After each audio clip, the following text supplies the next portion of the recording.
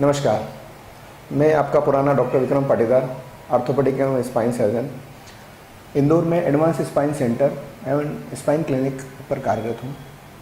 पिछले एपिसोड में हमने बात करी थी कमर दर्द के कारण और कमर दर्द का इलाज। किस तरीके से कमर दर्द होता है और उसके क्या क्या सामान्य तौर पर कारण होते हैं और किस तरीके से ठीक होता है, और कितने मरीजों में हमें ऑपरेशन की ज़रूरत पड़ती है, कितने मरीज ऐसे होते हैं जिनमें हमें कसरतें और दवाई गोली की ज़रूरत पड़ती है।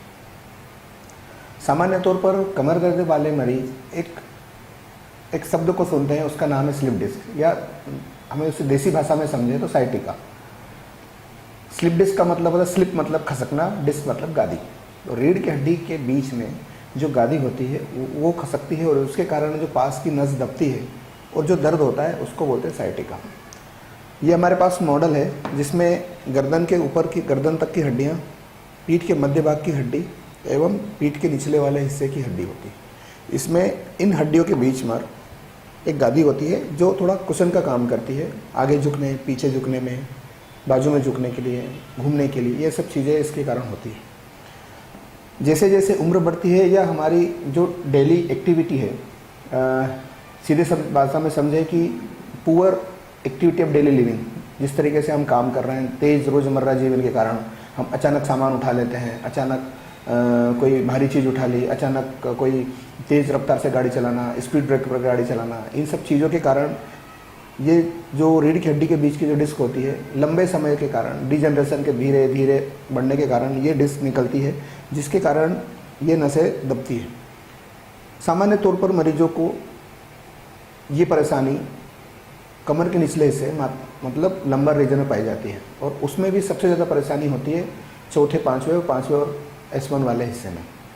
ऐसे पेशेंट सामान्य तौर पर कमर दर्द, कूल्हे में दर्द, जांघ के पिछले वाले हिस्से में दर्द एवं पंजे में दर्द, सुन्नपन, झुनझुनी, चलने में परेशानी, खड़े होने में परेशानी, चलने पर पाँव भारी होना या मलमूत्र द्वार का नियंत्रण कमज़ोर होना, इन सब परेशानियों से ग्रसित होते हैं।